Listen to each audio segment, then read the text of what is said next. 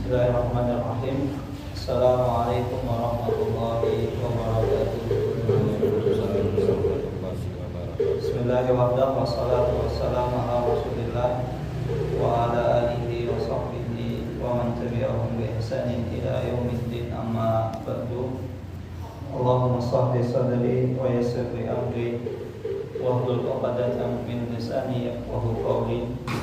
Allahumma inna nas'aluka ilman nafi'an wa rizqan thayyiban wa amalan mutaqabbalan. Allahumma alimna ma yanfa'una wa zidna ilman wal huda wa tuqa was salaha ya rabbal alamin. Bapak Ibu yang dirahmati Allah Subhanahu wa taala, alhamdulillah summa alhamdulillah, segala puji hanya milik Allah Rabb semesta alam.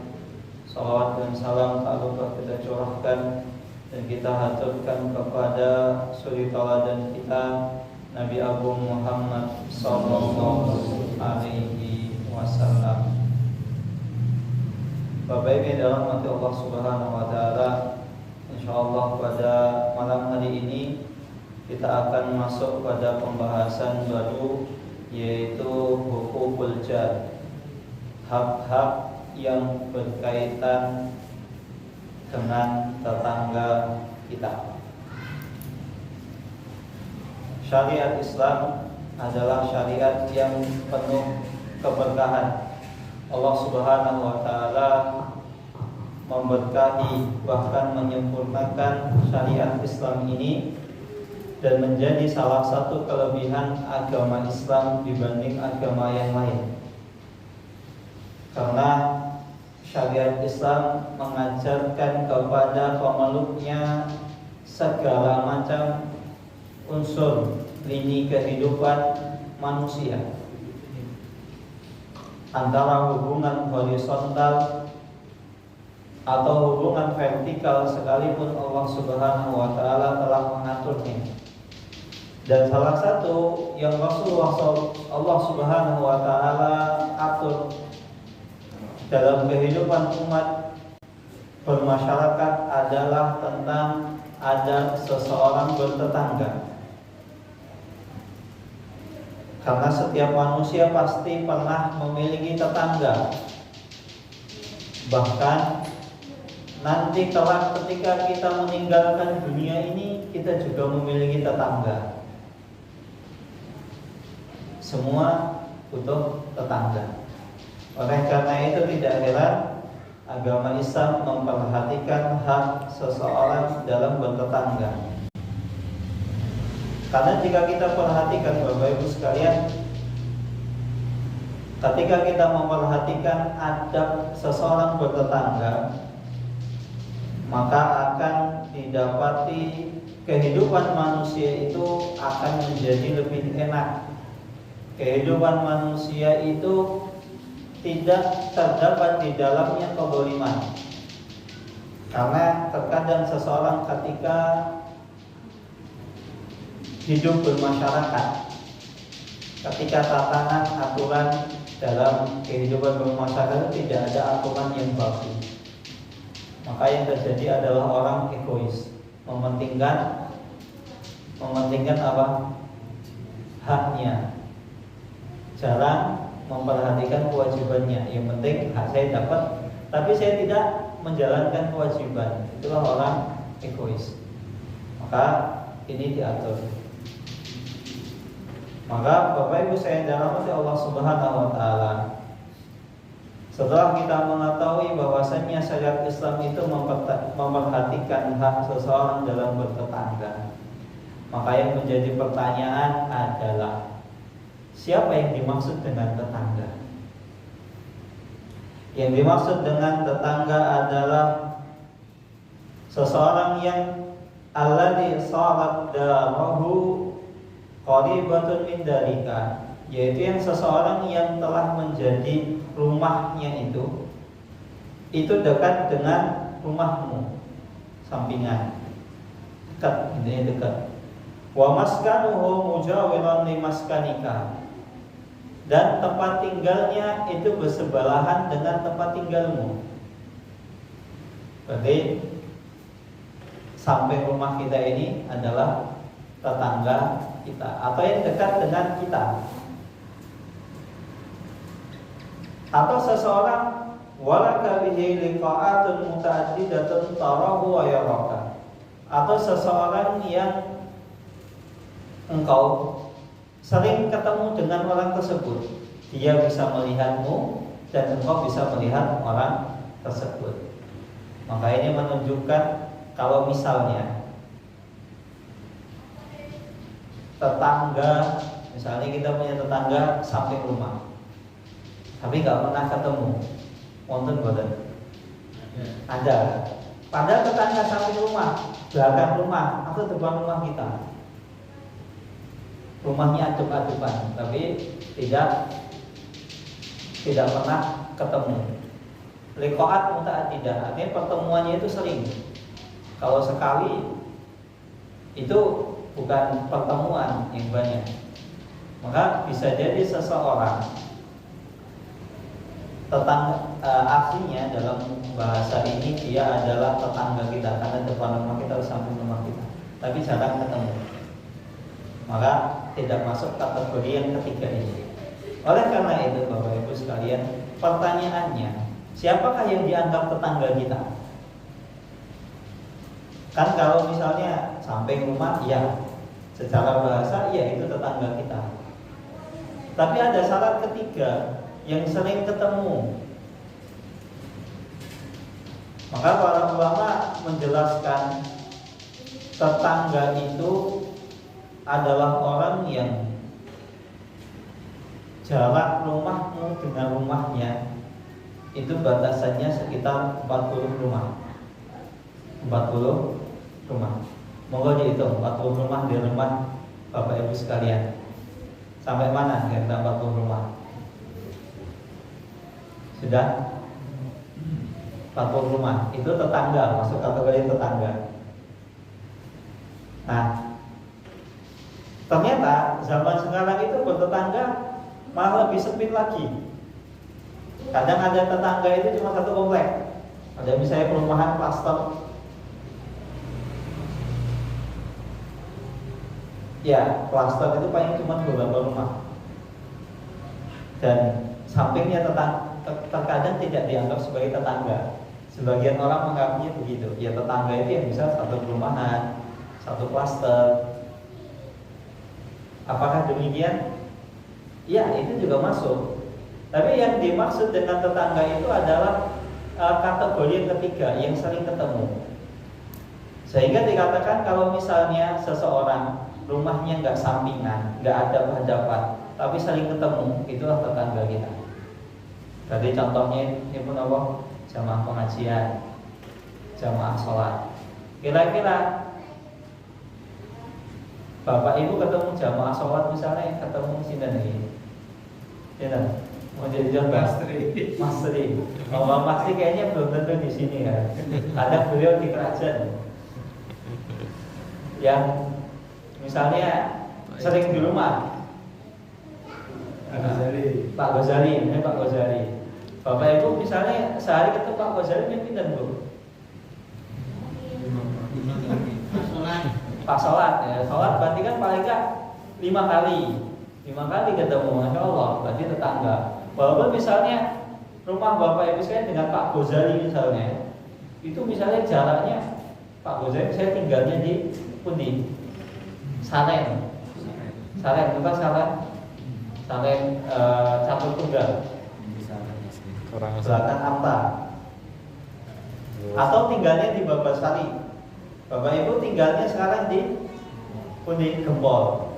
Kira-kira Gempol ke Babasari niku tapi boten. Ya lumayan jauh. Maka kalau misalnya sering ketemu, ya itu dianggap sebagai tetangga.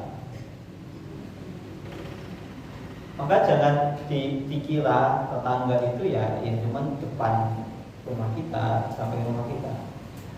Ini sejatinya jamaah masjid, jamaah pengajian itu adalah tetangga sejati kita.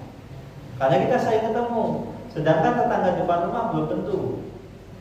Kadang ada orang punya rumahnya besar, gerbangnya pintu masuk rumahnya mungkin kita masuk gerbangnya setengah kilo baru gerbangnya, kan ada seperti itu. Atau misalnya 10 meter setelahnya, 50 meter setelahnya baru pintu rumahnya, depan ke halaman. Itu kemungkinan jarang ketemu. Apalagi zaman sekarang masyarakat ini semakin terkotak-kotak, lebih susah. Bahkan terkadang seseorang itu dia tahu kalau ada masalah dengan tetangganya. Misalnya masalah tetangganya sakit atau apa, ya karena jarang ketemu. Maka tetangga yang cocok dengan terminologi atau pengertian ini adalah orang yang setiap hari ketemu dengan kita, minimal lebih dari 3 kali ke atas. Minimal 3 kali itu ada yang dimaksud dengan tetangga. Kalau saya ketemu, berarti itu dianggap sebagai tetangga. Dan Allah Subhanahu wa Ta'ala telah memerintahkan seseorang untuk memperhatikan hak tetangga.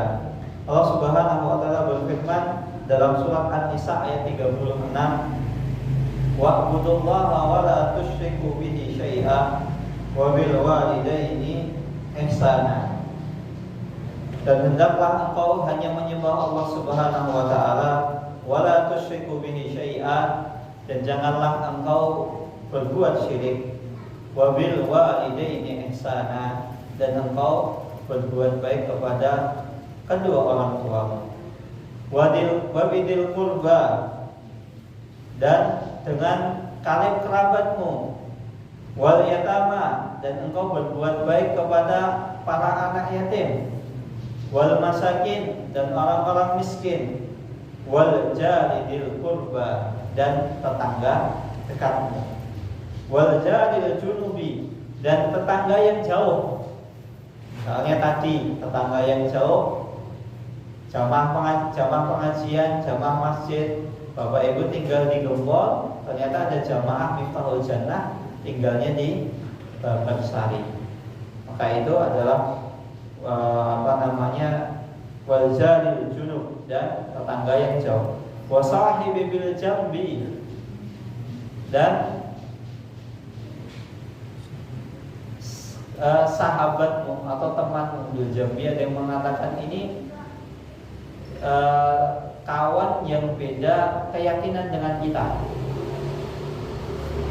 kawan yang berbeda keyakinan dengan kita. Misalnya ada yang Nasrani atau Yahudi, ada di sini di Jogja yang beragama Yahudi. Sebenarnya saya belum pernah. Kalau Nasrani banyak, Nasrani dengan berbagai macam modelnya, itu ada banyak. Maka ini juga dianggap sebagai orang yang harus kita berbuat baik. Kita harus perhatikan hak-haknya. Wa ibnu sabil, dan ibnu sabil. Ibnu sabil itu nama anak jalanan, bukan anak jalanan. Ibnu sabil itu adalah orang yang bepergian ke suatu daerah, kemudian dia kehabisan bekal, sehingga dia tidak bisa balik ke daerah asalnya. Misalnya ada orang datang jauh dari Kalimantan ke Jogja. Untuk apa? Kuliah, bukan ibnu sabil.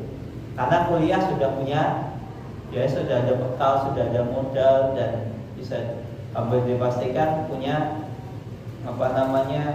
kos-kosan tempat tinggal. Misalnya ada orang jauh datang dari Kalimantan tujuannya untuk menuntut ilmu, belajar agama, untuk ilmu. Kemudian dia kehabisan bekal, nggak punya uang untuk balik di tiket Kalimantan. Dan Ibnu Sabil ini orang yang kehabisan bekal perjalanan. Yang perjalanannya ini adalah perjalanan yang dalam rangka ketaatan untuk Allah Subhanahu wa Ta'ala. Maka misalnya kalau ada orang misalnya dari Kalimantan datang ke Jogja, tujuannya untuk apa? Misalnya beli untuk mengembangkan misalnya diskotik.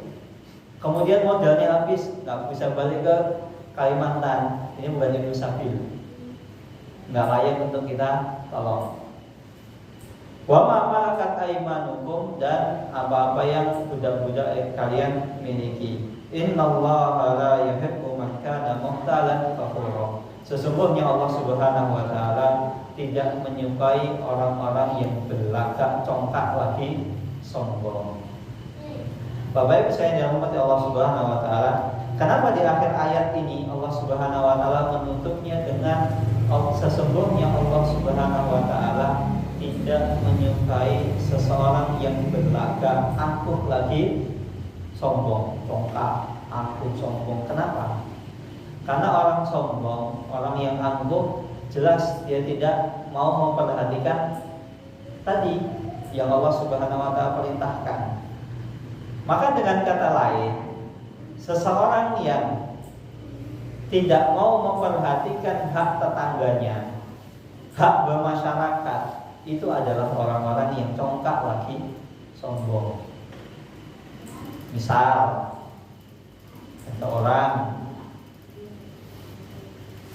punya tetangga, seseorang buang sampah sembarangan di pekarangan tetangganya. Mentang-mentang tetangganya punya tanah luas, jembar, kemudian apa? Buang sampah di pekarangan tersebut.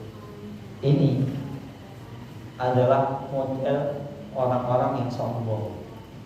Jadi orang sombong itu gak harus orang-orang yang misalnya ketemu gak mau nyapa, ketemu gak mau mesem guyu. Nah, ini orang yang tidak mau memperhatikan hak bertetangga adalah orang-orang yang sombong, orang-orang yang angkuh, buang sampah sembarangan.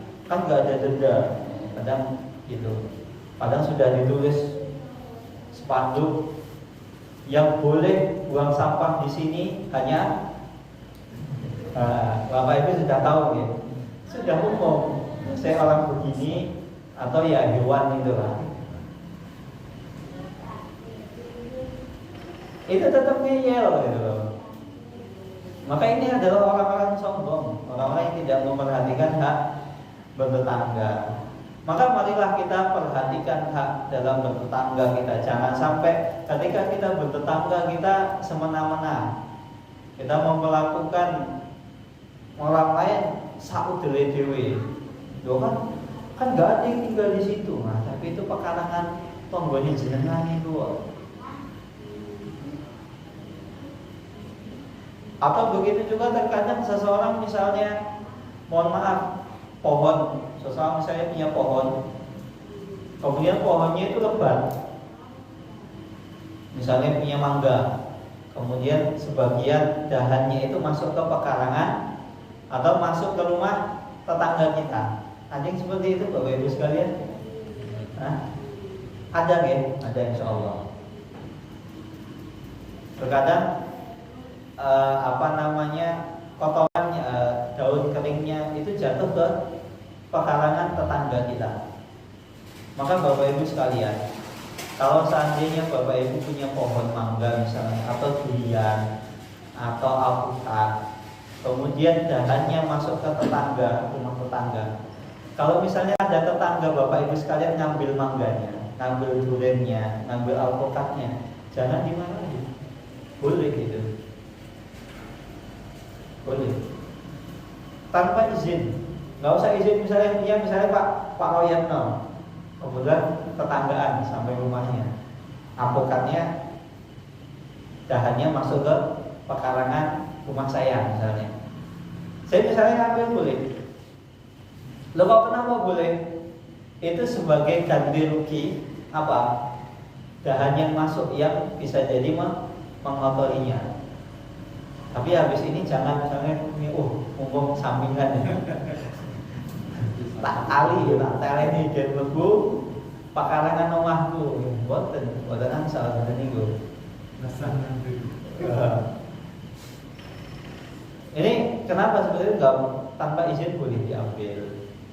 Itu pertama agar orang yang memiliki pohon itu peduli dengan pohonnya. Karena kadang orang itu ya nandur asal nandur, bahkan malah sengaja misalnya sampahnya dibuang ke apa pakarangan rumah tonggone, kadang begitu. Maka syarat Islam hal sampai seperti ini tuh ada. Tetapi malaikat Jibril senantiasa berwasiat kepadaku tentang perkara seorang tetangga. Sampai donantu, sampai aku mengira annahu la yuwarrisannahu. Siapa ini yang mengira, Bapak Ibu sekalian? Rasulullah SAW. Bahwasannya tetangga tadi itu akan mewarisi harta kekayaan. Ini hadis yang diriwayatkan oleh Imam Muslim. Dan hadis yang lain yang diriwayatkan oleh Imam Bukhari dan Muslim dalam kitab sahihnya, mazala Jibril yusini bil jari hatta dhanantu annahu sayuwarrisuhu. Ini maknanya sama. Rasulullah SAW itu sering ketemu dengan Jibril, malaikat Jibril. Dan malaikat Jibril itu senantiasa mewanti-wanti, wahai Muhammad, perhatikan hak tetanggamu. Sampai karena seringnya Rasulullah SAW itu diwanti-wanti oleh malaikat Jibril. Nabi Muhammad mengira tetangga sampai rumahmu nanti, ketika aku meninggal dia dapat warisan. Bukankah misalnya seseorang, misalnya bapak, misalnya ketika mewanti-wanti, pokoknya adik yang paling cilik kuwi perhatekno, sayangi, ojo mbok sia-siaki. Maka apa yang dipahami oleh kakak-kakaknya? Kira-kira apa, Pak? Tuh. Apa yang dipahami oleh misalnya kakaknya, misalnya ada anak pertama sering diwanti-wanti sama bapaknya. Pokoknya ingat adik musim paling cilik guys. Cici SD guys. Yang masih SD. Kira-kira kita sebagai anak yang sering diwanti-wanti oleh orang tua kita, apa yang kita pahami dari wanti-wanti orang tua kita? Anak yang paling kecil tadi itu adalah anak kesayangan siapa? Orang tua kita.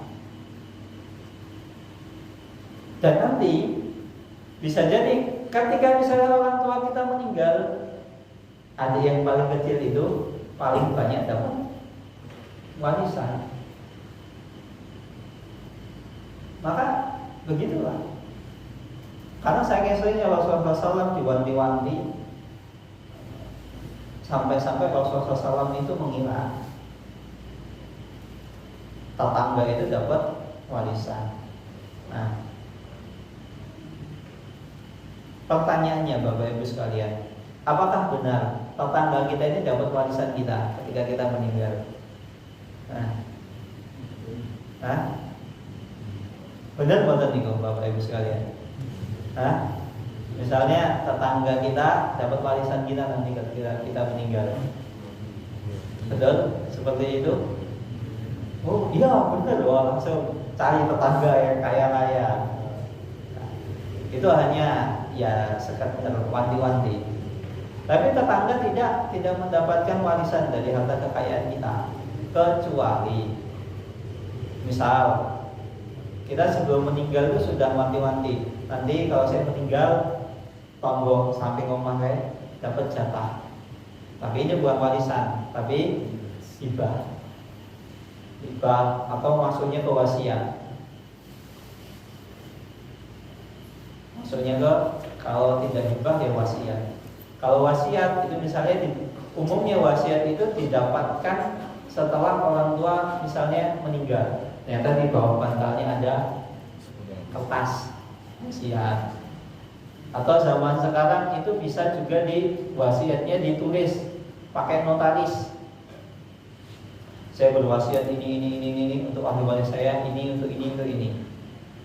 Tapi surat tersebut berlaku ketika nanti setelah saya meninggal. Ada sebagian seperti itu. Ini wasiat atau hibah. Hibah itu adalah misalnya seseorang, misalnya orang tua ngomong, omah kae tiga untuk anak pertama, lemah kono kae anak kedua. Kemudian apa? Kios yang dipaksa condong catur itu beranak ketiga. Anak terakhir dapat rumah ini. Itu hibah. Hibah itu dilakukan ketika orang tua masih hidup. Nah, ternyata orang tua ini hanya ngomong, misalnya sekedar ngomong, tidak ada aksi. Tidak ada aksi itu tidak ada serah terima. Contoh serah terima ini apa Bapak Ibu sekalian? Kalau misalnya serah terima itu berupa barang, misalnya barang. Kalau mobil, dia mobil dua anak pertama, kuncinya dikasih ke anak pertama, itu serah terima. Walaupun setelah itu misalnya bapaknya meninggal, itu sudah sah, karena sudah berpindah kepemilikan. Kalau mobil kan kunci, terus ngomong lain. Nah, kalau misalnya aset berupa tadi tanah, sertifikat, rumah, berpindah kepemilikannya, hibahnya dianggap sah ketika apa? Ketika misalnya sertifikatnya sudah diserahkan. Nih sertifikat tanahnya nih, kamu urus sana. Itu sudah dianggap sah. Kalau misalnya cuma ngomong, sertifikatnya masih dipegang, atau belum ada usaha untuk balik nama, maka itu belum dianggap sah.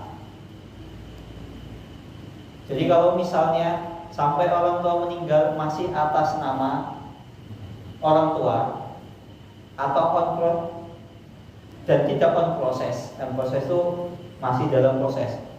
Misalnya kadang kan balik nama itu kan butuh waktu, nggak langsung tanda tangan langsung jadi, enggak. Kadang suratnya nunggu berapa bulan? Lama. Jual beli tanah aja bisa 3 bulanan. Nah, kalau tidak on proses, masih atas nama orang tua, maka nanti ketika orang tua meninggal itu masuk ke warisan. Loh, tapi bapak dia ngomong iki di luar ya, tapi belum balik nama, belum on proses, maka itu dianggap tidak sah hibah. Bahkan ini berbicara tentang wasiat, warisan. Rasulullah SAW mengira tetangga tadi akan dapat warisan dari harta yang ditinggalkan oleh Rasulullah SAW. Ini sebagai bentuk penguatan dan penjelasan bahwasannya hak kedudukan seorang tetangga di syariat Islam, di mata Islam itu sangat tinggi. Bahkan bukan hanya sekedar itu. Hak tetangga, misalnya Bapak Ibu sekalian punya rumah, misalnya sudah bosan rumah tersebut, pengen tak jual rumahnya. Siapakah orang pertama yang berhak membeli rumah tersebut? Tetangga kita. Itu ada dalam fikih namanya syuf'ah. Syuf'ah itu hendaklah ketika seseorang misalnya mau jual rumahnya atau tanahnya, itu tawarkan ke tetangganya dulu. Misalnya rumah kita ini sampingan dengan tetangga kita, tawarin, Pak, ini saya sudah bosan tinggal di sini ya, saya pengen pindah. Jenengan kosong boten tumbas beliau kula niki. Misalnya tetangga tidak berkenan, baru boleh dijual ke orang lain. Enggak ujuk-ujuk diiklankan siapa yang pengen membeli rumah ini. Kenapa? Kok tetangga yang harus diberitahu terlebih dahulu? Karena pertama, menjual rumah itu adalah hal yang sangat sensitif.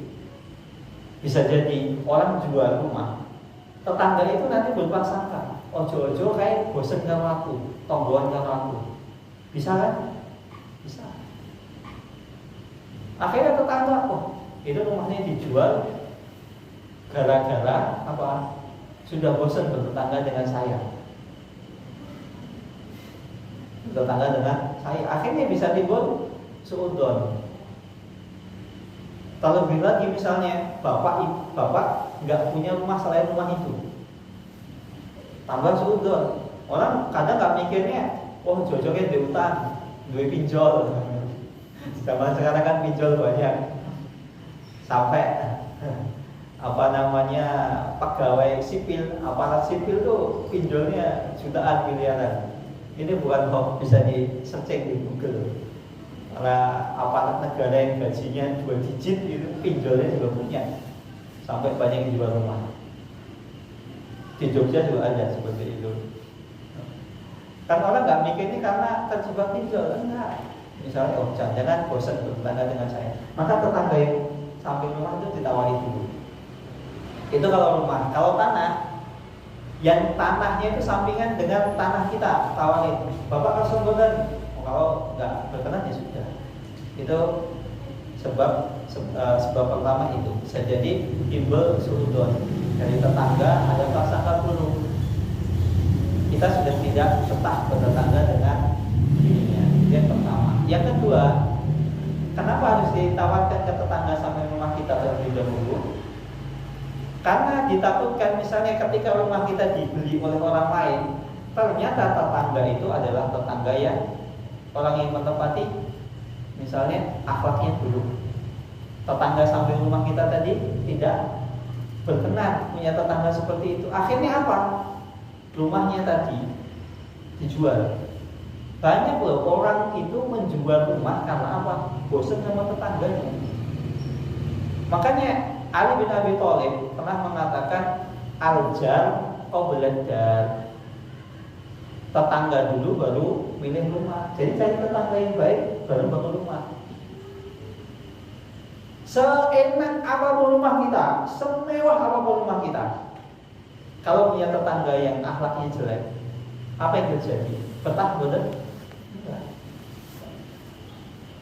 Makanya Ali bin Abi Thalib melanjutkan, harga sebuah rumah itu tergantung dengan siapa tetangga di samping rumah tersebut. Karena ketika itu Ali bin Abi Thalib menjual rumahnya dengan harga yang murah. Semua orang antum kira jual rumah megah, luas, lebar seperti ini kok dijualnya murah. Ali bin Abi Thalib mengatakan, saya bosan dengan tetangga saya. Karena apa? Ya karena faktor tetangga itulah yang membuat harga properti itu mahal dan murah. Jadi properti ini bukan berdasarkan lokasi ya. Kalau lokasinya strategis, tetangganya misalnya kalau kata orang Jawa Timur itu bencek jengkelin, itu akhirnya misalnya harganya 1 miliar, udah, saya udah bosan sama tetangga saya. Tiba-tiba ada orang yang nawar 500 juta Pak, udah kasih, namanya juga udah bosan.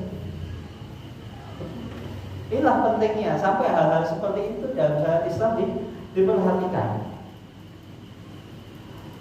Dan Rasulullah SAW pernah bersabda, khairul ashabi indallahi khairuhum li sahibihi.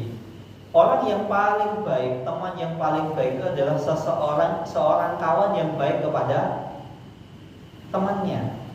Wa khairul jirani indallahi khairuhum lil jarihi.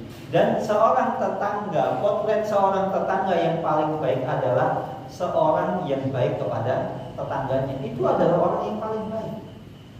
Maka dikatakan di sini, orang yang paling baik itu adalah seseorang sosok tetangga yang paling baik kepada tetangganya. Tetangga yang memperhatikan urusannya, misalnya sakit, perhatikan. Bahkan tadi kenapa mau jual rumah, laporan dulu ke tetangga. Karena siapa tahu, saya jual rumah ini karena saya butuh apa? Butuh duit. Akhirnya tetangganya bisa bayarin utangnya, atau misalnya nekat bayarin utangnya, utangku kalau misalnya cuma bantu, misalnya sekedarnya utangnya nggak ketutup, ya sudah, sini rumahnya tak beli. Karena sebagai tetangga yang baik, misalnya tetangga nawarin 600, udah tak beli 700, itu tetangga yang baik. Karena apa? Tahu tetangganya jual rumah karena butuh duit. Sampai hal-hal selinci ini diperhatikan. Maka misalnya Bapak Ibu sekalian punya tetangga yang orang yang suka membantu kita. Misalnya kita mau perbaiki rumah kita, mau memperluas rumah kita, itu enak. Oh, Bapak mau misalnya mau memperluas sini tak bantu.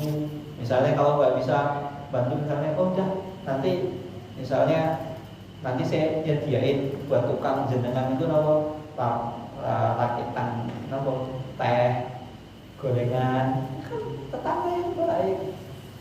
Kita punya seperti itu kan senang.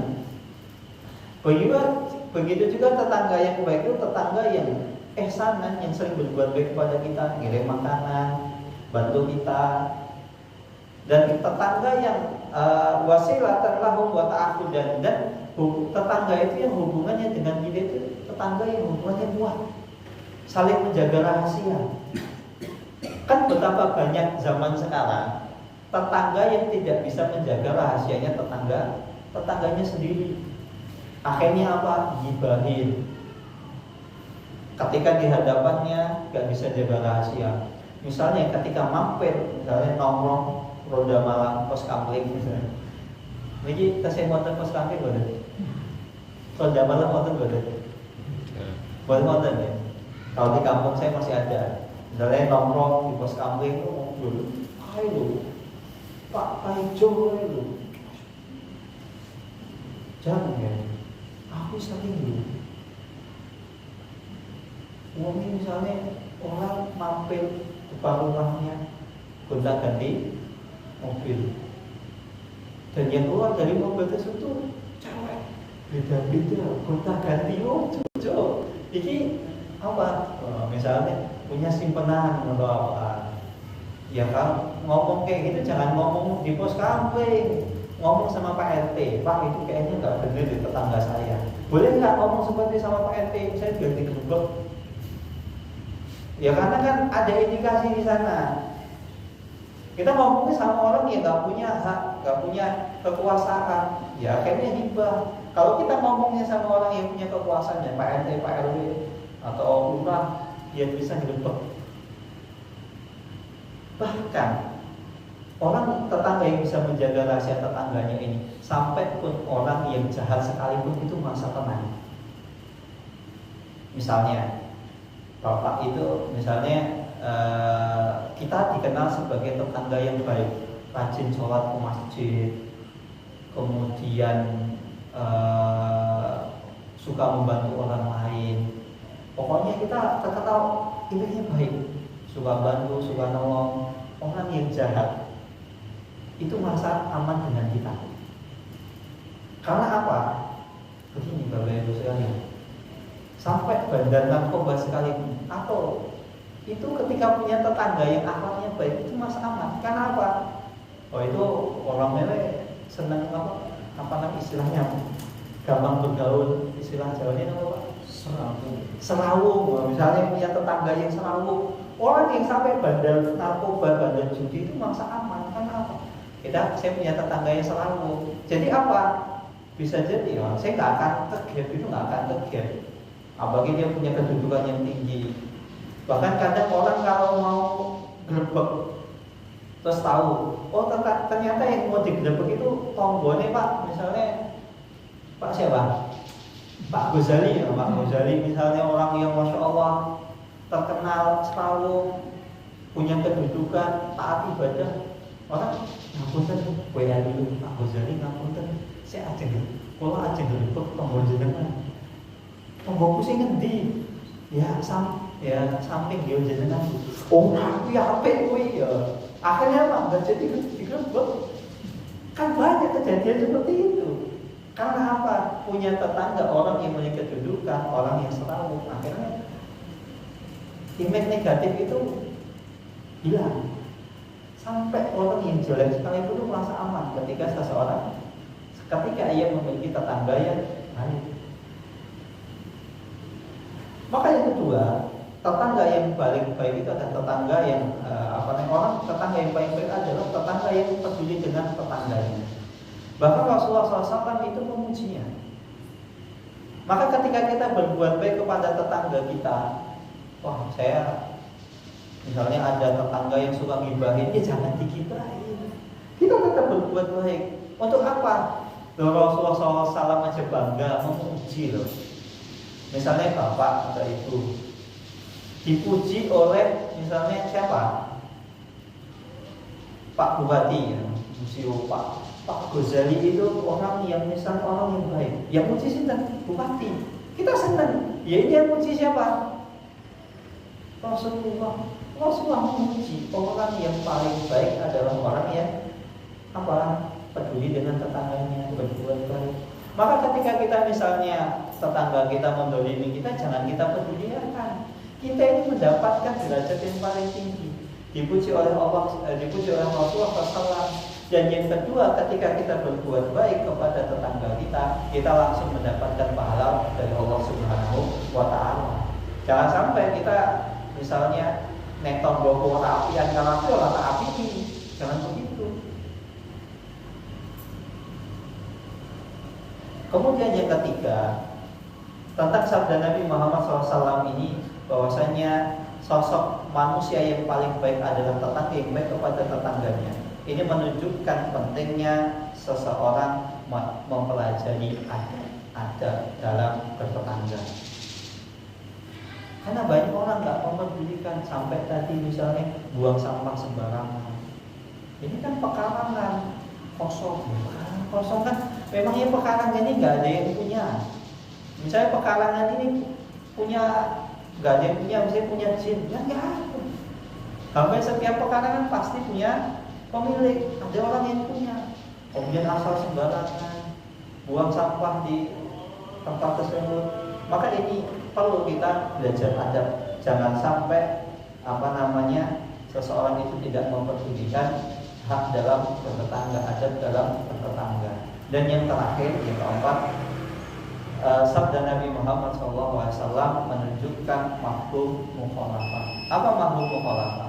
Ketika orang sosok manusia itu yang terbaik adalah sosok tetangga yang baik kepada tetangganya, maka sosok baleni, orang yang paling buruk di muka bumi ini adalah orang yang tidak mempedulikan hak dalam bertetangga, menggoliminya, buang sampah sembarangan, mengganggu, bising, misalnya malam-malam suka nyetel musik kencang-kencang, ada, alhamdulillah teman-teman.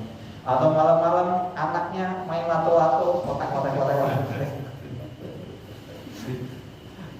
Ganggu tembok buatan minggu, ganggu. Makanya kalau pemilih mainnya sisuk, terus ini ganggu tombol. Bukan malah ketika anaknya berisik dibiarin, Gen kau kewae jenenge bocah. Iya bocah iya. Tapi ini sudah malam. Begitu juga ketika bikin hajatan, jangan nyetel musik kenceng-kenceng. Kadang bikin hajatan nggak izin, akhirnya pekarangan tetangga dipakai nggak izin, paling nggak izin. Begitu juga ketika mau perbaikan rumah, izin dulu. Ngapunten Pak, ngapunten Bu, ini saya mau memperbaiki rumah saya. Jadi ada pekerjaan bangunan, mungkin nanti akan berisik mengganggu. Ada yang seperti itu ketika ingin memperluas rumahnya. Banyak orang ketika mau memperluas rumah ya asal perluas, nggak izin kepada tetangganya. Ini butuh izin, paling nggak memberitahu orang. Jadi kan mau mampu, game perluas, niku biarin. Nah, tapi jenengan itu nggak ada tonggo. Tetangga bapak ibu itu juga butuh ketenangan ketika istirahat. Maka ketika mau perbaiki rumah sekalipun harus izin kepada tetangga kita. Mohon maaf, ini nanti ada pekerjaan. Jadi nanti agak sedikit mengganggu bapak ibu sekalian. Allahu ta'ala alam bisawab. Ini yang bisa saya sampaikan. Kurang lebihnya mohon maaf. Sudah ada. Kalau ada pertanyaan setelah sholat mohon, atau setelah adzan monggo, ibun. Setelah sholat, ya, setelah sholat. Kita tutup dengan doa Fathul Majlis. Subhanakallahumma wa bihamdika asyhadu an la ilaha illa anta astaghfiruka wa atubu ilaik. Assalamualaikum warahmatullahi wabarakatuh.